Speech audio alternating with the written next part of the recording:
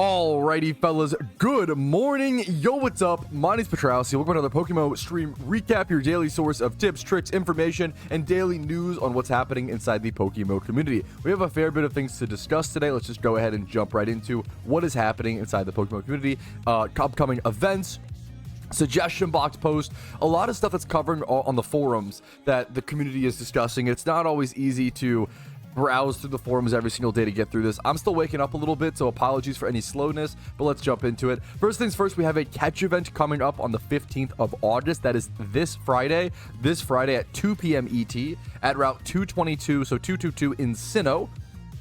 You'll be able to catch Electabuzz, Luxio, Floatzel, and there is a nature bonus of +5 for Adamant, -5 for Modest. So strong nature bonuses there, as well as the first place prize is a shiny Electabuzz beautifully. So if you want to have a chance to win a shiny Electabuzz with really good IVs, as well as free RP right before the upcoming event season, right now is the time to win it. 1,000 RP for free. Second place, third place, you also snag yourself some free RP. All right. This was an interesting issue. I kept seeing this pop up, and I've seen a lot of people DM me on Discord, so shout out to anybody who's done that and people who have been affected by this. Someone was like, hey, there's been a lot of iOS lag or lag on Apple devices. If you're playing Pokemon on mobile, after the recent updates, a lot of people have been experiencing a newfound amount of lag, and that's never good, right? And the devs actually do have, or at least the staff do have, a suggestion. Teddy Ursa came to say, hey, for anyone having this problem, go to Settings, Utilities, Enable IPv6, and disable this option. So if you're having iOS lag, please try this. And they're going to work on, how to fix this better in the future. But this is a temporary fix for the time being, which is exciting. Okay.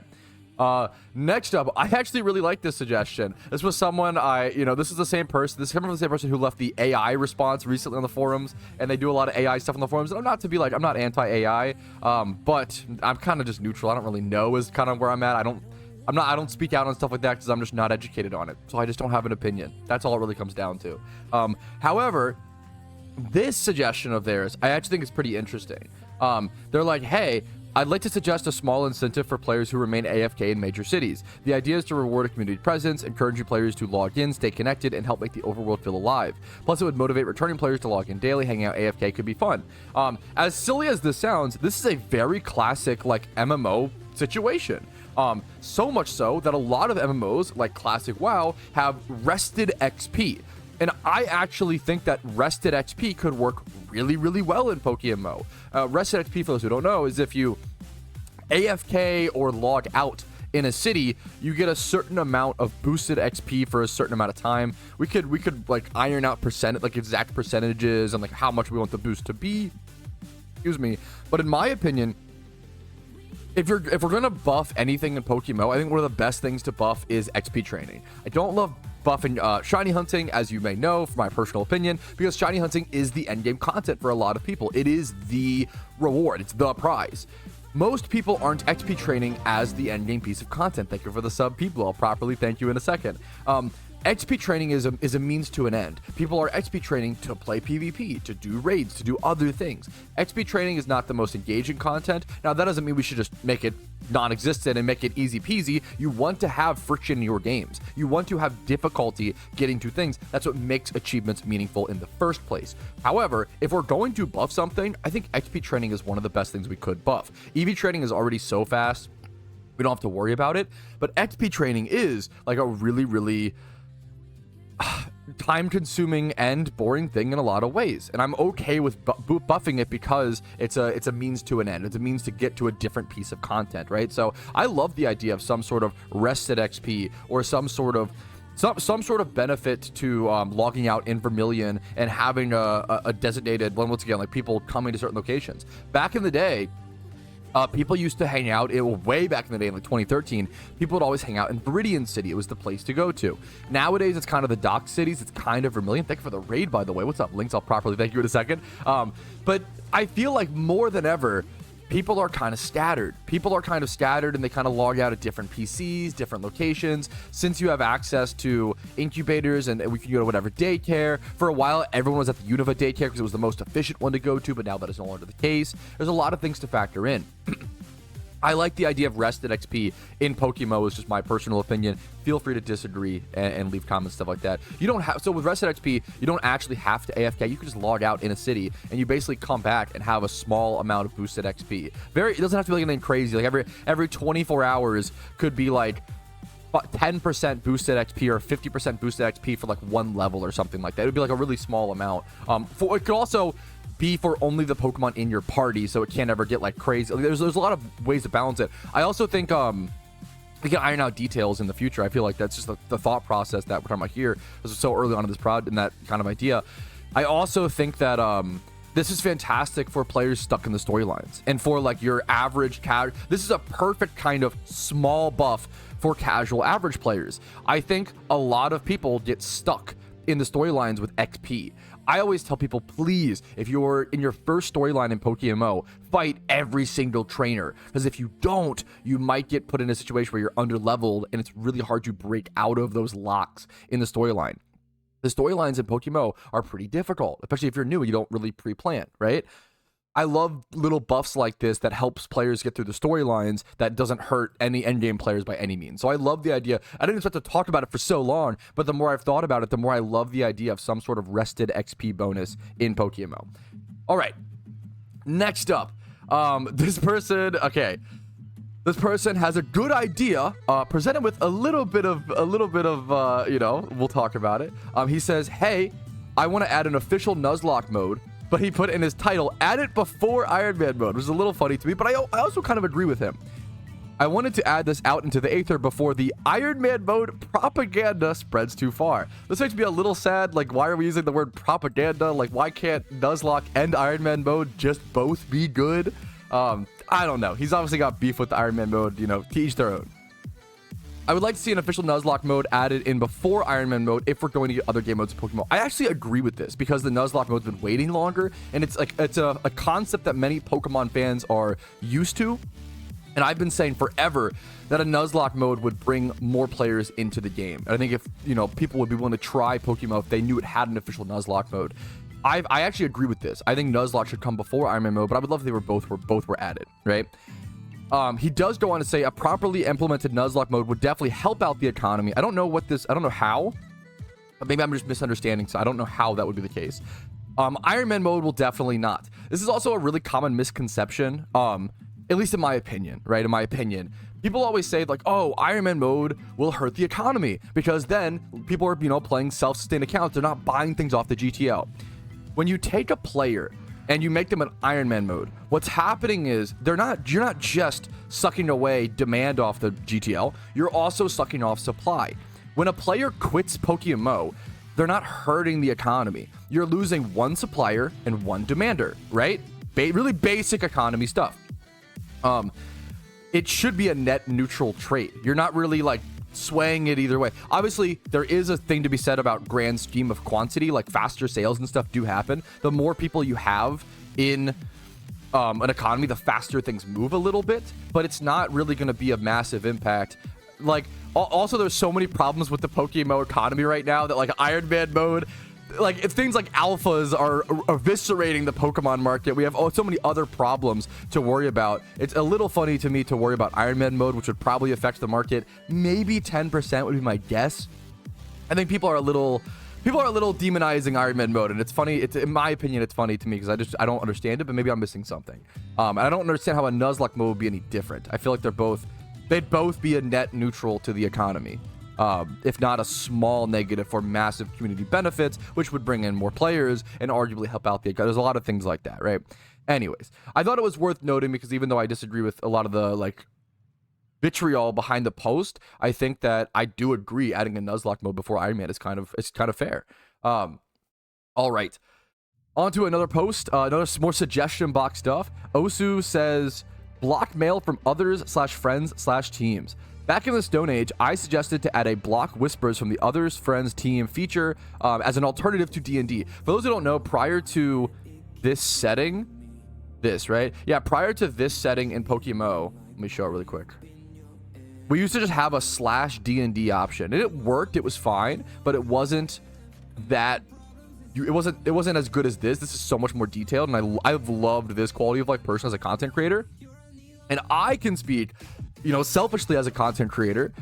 I would love the ability to block mail from people. I have had people who spam my main account, my Iron Man account, or try to with mail. I've had it so people. The only way you can stop someone from sending mail is blocking them. I've had people try to dox me via the mail system in game, so I like check it on stream. I've blocked them multiple times, and they just keep making new accounts. So as a content creator, I can say I've dealt with some really horrible people trying to like literally put me in danger, like dox me, or spam me in a really obnoxious way with mail. I would love the ability to block mail and not just have to block each account individually, because when people are trying to harass you in that way, they just make new accounts. It does not make a difference. And I've tried to report that in the past, and the devs did not take action. So I would love the ability to block mail, put more power in the player's hands. All right.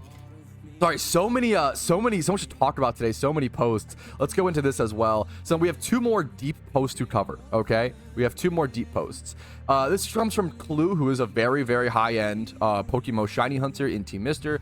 Quality of life suggestions for the encounter tracker. This guy's probably used the encounter tracker more than 99% of the player base. He's going to understand the ins and outs of the encounter counter.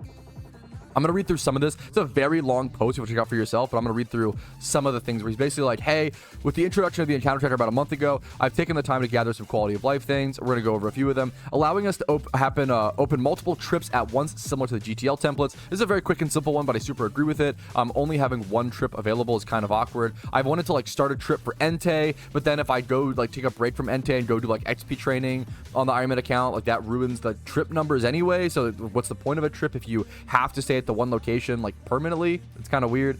Allowing us to remove species-like data on our trips. This is tough. The problem is, I don't know if I love this, but I have to read into it. The problem, so with the official encounter counter, we can't have as much freedom as Gillen's. The reason being is they want it to be, and I think it's worth it to have less freedom, to have it be more of a validified encounter counter. Right now, with the way the encounter counter works, if someone gets a shiny and it says, oh, got this many encounters, for sure they went that. It's a confirmation. Versus like years ago, people would lie. People would just simply lie and be like, oh, I'm 300k dry for a shiny. And then by the end of the day, be like, oh, I'm 400k dry. And it's like, you can't get 100 encounters in a day, 100k encounters. What are you talking about? So the encounter counter, official one, cuts down on a lot of fibbing and lying and over exaggeration in the encounter counter like community. So it's nice to see that. So it's tough with what suggestions. Maybe I'm just reading through this very, very quickly, right? Allowing us to see this percentage of speeches we've encountered. Maybe this is just like deleting certain things but still track them, but then move them back to your total. Yeah, he does talk about this. I'm just kind of skimming through this. I don't mean to like disprove. Clue's put a lot more thought into this than I have. Allowing us to see the total number of speeches encountered in the Pokedex. This is a suggestion that's been talked about for years. I would love to be able to go to Heracross is the example in this one and see how many Heracross I've encountered in PokeMMO. That would be a really, really cool feature that I think would be really, really interesting. That would take care of so much encounter counter utility. And there's a bunch of other stuff like this. One of the biggest ones that he talked about, which I agree with, is the egg system. And I don't know how to fix this, is the honest answer. But he says, right now, I believe one of the biggest flaws of the current system is egg shinies and other single targets don't accurately reflect the amount of meaningful encounters that actually go into it. For example, you could do 100,000 egg encounters, but if you like do time swipe hordes to do other shunts in the meantime, which you should do, usually people do to be efficient, if you hit the egg shiny at 1,000 overall encounters, it will say, oh, you got that egg shiny at 1,000 encounters, even though you've been doing like hundreds of thousands of eggs for it, right? And you put a lot more effort into that. It's almost frustrating to see it only say 1,000, right?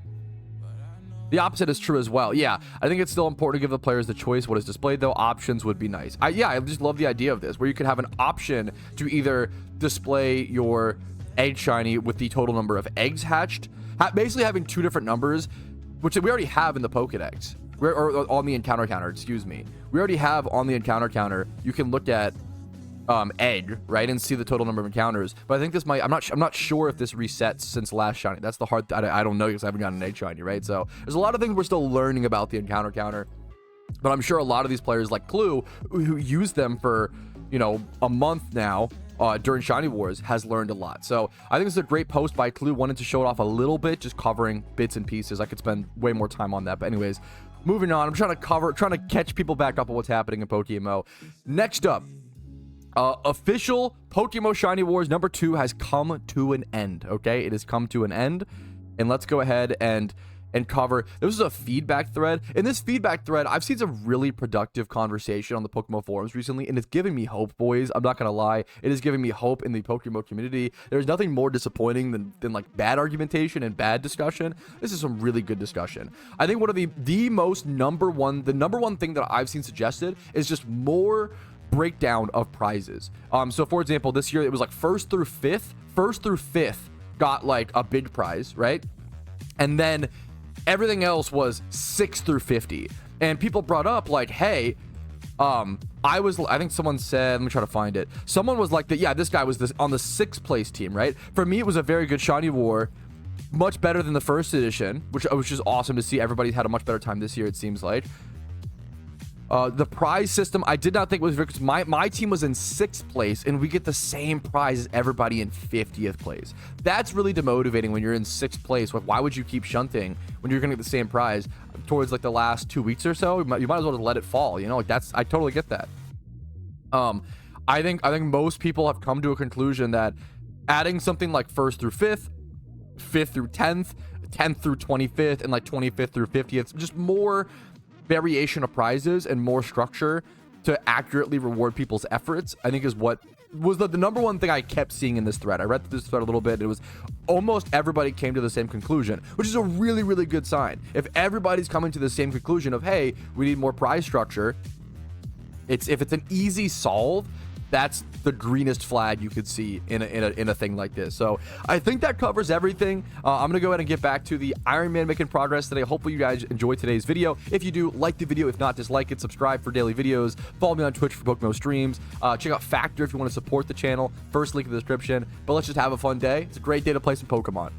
Okay, I do want to go ahead and shout this out. I hope that this is, I can't tell if this is his Shuckle or this guy's Shuckle, but this is KingBowser. It's funny I ran across him in game. He is a legend in the PokeMMO community. Like, it's not even close. He is, I don't want to misquote. I believe he is one of the original creators of Lyle, which if you don't know, Lyle was one of the best, either the best or like second best, top 2. It was always Lyle and I believe AW, Asgard Warriors, fighting for the top slot for who was the best PvP team back in like 2012 to 2015 PokeMMO. It was, I remember being like 15 years old, hearing about like Double JJ, KingBowser, Burnt Zebra, all these players who were like incredibly competitive, incredibly serious, and just took PokeMMO seriously before so many other people did. And you got to respect the legends and the OGs in that regard. People like KingBowser laid the groundwork for what PokeMMO is today, and it's just not even close. Okay, and somehow I missed an absolutely massive catch event. My apologies. This was posted 19 hours ago, so when I did my like little forum sweep, it was before this. But there is a massive Ditto catch event, one like maybe the best catch event you can possibly participate in, as you make really good profits while also having a chance of winning a catch event, winning a shiny, you know, winning free RP. One of the best catch events you could possibly go to. Copycat catch off on the 12th of August. So it is literally like, as you're watching the stream recap, it is today. I'm sorry for no other warning, but this was released 19 hours ago. They gave us very, very little prep for this catch event. It's on the 12th of August, Tuesday at 12 p.m. ET at Desert Underpass in Hoenn. You can catch Ditto for a +10 species bonus, Loudred and Whismur, as well as Adamant and Modest nature bonuses. And then you have the shiny Ditto prize, 3 selectable IVs, 3x28 in the other IVs, 1,000 RP, and then other normal RP prizes. Ditto catch events are crazy. Obviously, you can make profit. You can also buy cheap Dittos or buy good IV Dittos. I guess the problem is all Dittos are really cheap right now, but check an eye out for the market. Even if you're not playing the event, keep an eye out for the market after this event is over. After this event is over, people will be listing all of their Dittos, all of their Pokemon they caught from this event. So it's honestly a great time to learn like flipping or sniping is after big catch events like this, when people are mass listing off good Dittos for cheap. So check that out. Good call from chat on bringing my attention to that, because I did not see that catch event. All right, it is time for either your least favorite or most favorite part of the stream recap. It is time for the MovieTrouski takes. If you don't know, I'm Patrouski. I've been watching a lot of movies recently, about one movie a day for almost the entire year of 2025, if not more than a movie a day for the entire year. I've been watching a lot of movies. I love movies. I've fallen in love with movies a lot recently. Feels like I'm watching a lot of them for the very first time. Do I know a whole lot about movies? No, absolutely not. I'm not one of those pretentious movie nerds who only watches 50s Japanese samurai films. I always say, if I start doing that, please start flaming me. However, I do have some movies that I watched recently. We can go ahead and talk about ones like my Jimmy Run spot. So We watched Weapons in theaters. Probably my most, what's it called? Like movie I was most looking forward to in 2025. I love Zach Cregger, who's the director and writer of at least writer. I think he was the director of Weapons. I grew up watching Whitest Kids You Know. Whitest Kids You Know might be like some of the sketch comedy I've seen the most times in my life. It was a comfort show for me growing up. I've watched so much of that on YouTube. And he has gone on to be such an amazing horror writer with Barbarian, and Barbarian was, in my opinion, a 5 out of 5, 10 out of 10. Perfect. Barbarian is like literally a perfect horror movie in my opinion. Weapons is very good, but unfortunately it's tough to compare it, but I got to. It's not as good as Barbarian, but still amazing. I gave it a 9 out of 10. I'd probably give it like a 9 or a 9.5. I can go ahead and read through my review. I see something along the lines of, oh, Zach Cregger, so we do a little bit of glazing for Zach Cregger. Oh, he's so fucking talented.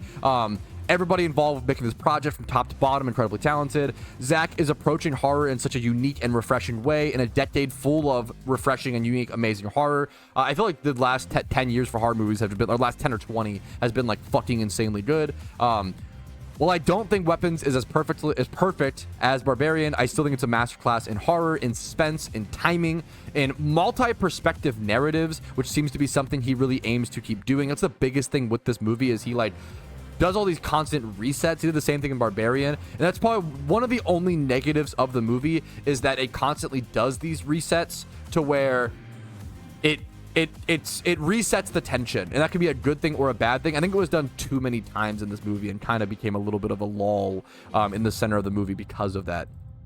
I do think something that Zach does constantly, the director, is he makes the most interesting fucking villains or evil forces. I don't want to spoil it, but villains or evil forces possible. He makes them so interesting to where you want to know more about them after the movie is over, but he keeps you guessing and keeps you wondering, and he's really good at making evil like forces, villains, whatever, right? So I gave Weapons a 9 out of 10, 4.5 out of 5 and a light.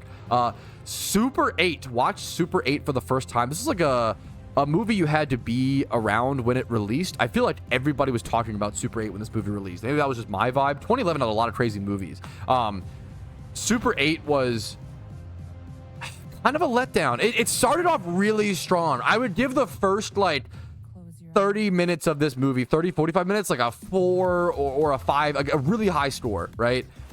But then the final half of this movie, what the fuck did I just do to PokeMMO? The final half of this movie was just a big letdown to me.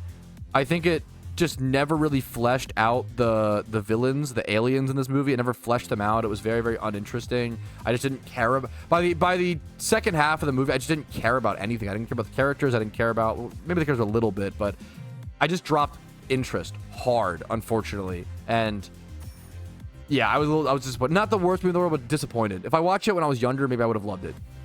Super 8, I gave a 2 out of 5, which is a 4 out of 10. It is a perfectly serviceable, high quality Disney-esque movie, is what I would call it. It reminds me a lot of like a Disney, like a Nickelodeon type movie. It's a high quality variant of those. I think it's perfectly serviceable if that's what you're in the mood to watch. Next up, dude, The Hunger Games, The Ballad of Songbirds and Snakes. God, I fucking love this franchise. It's actually stupid how much I love The Hunger Games. I'm so biased, dude. Oh, man. I love The Hunger Games franchise. I feel like it's just banger after I feel like it's so underrated. Not underrated. I feel like it's one of the only franchises of that era that didn't age horribly. The Hunger Games, The Ballad of Songbirds and Snakes is so fucking beautiful. They do so many amazing setups for the future of the series. There's so many tie-ins. It's an incredibly intertwined prequel. It's all about President Snow and about why he hates Katniss and his whole, and it's such a, in my opinion, good explanation and good empathetic portrayal of the character. There was one of the top reviews was like, me catching myself being surprised when the villain of the future movies turns out to actually be bad in the end, and you're like, fuck, like that's crazy. They made you like root for the villain so much in the prequel. That's a really green flag in my opinion. As well as this, I love Whiplash, so I'm gonna do the dumb thing and compare everything. This movie is literally fucking evil Whiplash, because it's a movie all about ambition. It's a movie all about ambition versus love and what wins out in the end. And if you know The Hunger Games, you obviously know. It's literally evil Whiplash in my dumb opinion, but I loved it. There was the one problem with this movie is that it should have been 2 movies. One of the most obvious examples of a movie should have been 2 movies. Similar to like the Batman with Robert Pattinson, that should have been like 3 movies to be fair. But the Hunger Games, the Battle of Summer and Sea, it's like a 2 hour and 40-minute movie, and the first hour and 40, S tier, 5 out of 5, 10 out of 10, perfect movie. But then the last hour is just really rushed. There's a really good story there, and a lot of really good stuff happens, but it feels rushed. And it's crazy that whenever a movie is 2 hours and 40 minutes long and it feels rushed, it's like, what the fuck, you know? It's really interesting. I think this movie should have been 2 movies, but anyways, I love the franchise. Great addition to it, and I'm excited to hopefully see more in the future. Next up, The Hunt. The Hunt was just a random movie that me and my wife put on in the background while scrolling through streaming services that we have, and what a great movie to randomly throw on. I actually loved The Hunt. It was a really big, pleasant surprise. It was a lot of fun. It kind of goes into it's a commentary-ish on like when people are dog shit to each other, like nobody wins. Is kind of like nobody wins in this situation. It's kind of like Hunt. We watched the Ballad of the Hunger Games movie, and then came home and watched The Hunt, which is kind of similar, where it's all about people who wake up. They're being hunted by like billionaires or whatever. It's people who like wake up and they're like being hunted for sport, like very typical. A story that's like been done a million times, but I thought it was done really originally in this movie and was really fun. So definitely check out The Hunt as sort of like a stream service, fun movie in the background. I was really pleasantly surprised and been happily impressed. So there's the MovieTrouski takes of the day. Just 4 movies to talk over. Thanks for watching.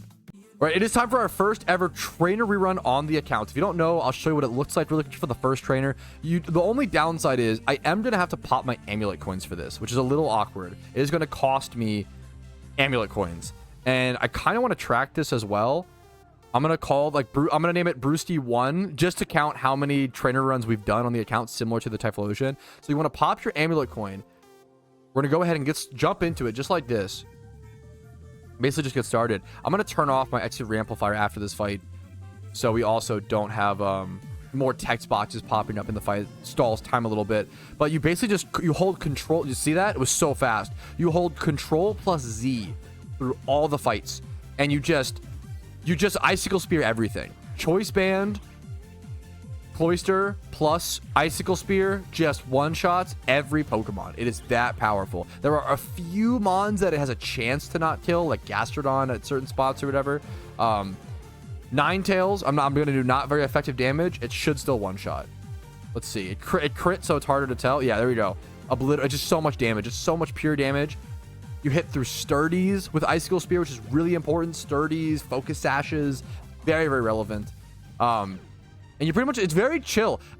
Trainer runs are even better for beginners than gym reruns, because trainer runs require only it's one Pokemon, Cloyster. Backdrop runs are nice, but you only really need a Cloyster. And then Sinnoh done is the big thing, because most of the trainers we fight are in Sinnoh. The route is one of the more complicated things. Once again, I have a video covering the route that I recommend. So I'm going to go ahead and just do this, and we'll see how much yen I end up with. We started at 220k. We're already up. So we got like 6,000 from that one fight. Okay. Someone in chat about like RP on an IronMan account, and how I love talking, because I think it's the coolest resource on an IronMan account is RP. You cannot buy RP, you have to earn it. The only ways to get RP on an IronMan account is winning catch events or PvP tournaments, okay? It is literally the most valuable, scarcest resource on an IronMan account because of that. Now, I've said many, many times, one of the coolest things you could do on an IronMan account is get limited vanities, like the Halloween, the upcoming, usually they release RP vanities every single holiday event. So there'll probably be a Halloween RP item, a Christmas one, and a Lunar New Year one. Now, something I haven't really talked about is how this is going to be the first ever event cycle to where Iron Man accounts have existed in PokeMMO. Not official, but just like self-imposed challenges, right? This is really we have a full team of 150 different Iron Men. This is going to be the first ever event season where Iron Men could possibly get a limited vanity. What that means is, in the future, if you ever see an Iron Man account with specifically a 2025 Halloween, Christmas, or Lunar New Year event item, not only is that person goated for actually having the RP and like getting that item at a limited time, they were also one of the first Iron Man accounts in Pokemon history. That's what also is like insane. Like, if any single Iron Man account, if any single Iron Man player ends up with one of the RP items from any of the upcoming events, I will be they will have one of the rarest accounts in Pokemon, in my opinion. Like, it's one of the, but it's obviously hard to prove that it's like self-imposed, but it'll be one of the coolest accomplishments in the game, in my opinion, to be one of the, like, you'll be one of the only, you'll probably be like the only one. I don't know if a single person will get one. You'd have to save RP, which is really intense. You know, I didn't save my RP, I spent mine. I've won some and I've spent it, you know, to win those events before, to win catch events and PvP tournaments before a holiday event, when IronMan's only really been around since I started mine, you know, in May or whatever. There's very little time to have prepared for this, and I'm so excited to see if anyone does get one. All right, but I think this is gonna be a perfect place to go ahead and call it, fellas. I have a lot of very mundane heart scale farming to do that you'll probably see me do tomorrow on stream as well, but we'll see. Depends on how things line up. PvP is the name of the game this week on the IronMan account. Thank you guys for watching another PokeMMO stream. Don't spam underworking. I've been live for 4.5 hours. Fuck you. Like this stream if you enjoyed it. Dislike if not. Subscribe to the channel for daily PokeMMO videos every single day. Follow me on Twitch for streams Monday through Thursday at 12 p.m. ET. Discord's down below if you're interested in that. And if you want to go above and beyond and support the content, YouTube membership, Switch Prime, Switch subs, PayPal and Venmo donations allow me to be live every day, allow me to make guides, allow me to make the PokeMMO content, the best PokeMMO content that I can, and factor as well. First link in the description. If you want 50% off some amazing chef-made meals delivered straight to your door, just check it out. Link in the description. See if it works for your lifestyle, right? Link in the description. 50% off is such a killer deal that it's hard to go wrong. If you want to stop after that, more power to you. 50% off is so good. 50% off of food in this economy, it's hard to go wrong. But anyways, that's it for me. I will see you guys tomorrow on a tranquil Tuesday. Have a good one. I'll see you guys later. Peace, Areno. Yo, what's up? Outro Patrouski here, and I wanted to take this time to say thank you to everyone who goes above and beyond and supports my channel. Your names are all listed here. You make it possible for me to make helpful and mildly entertaining content for the game that I love and make it available for free for everyone to enjoy. Thank you so much for allowing me to even be here.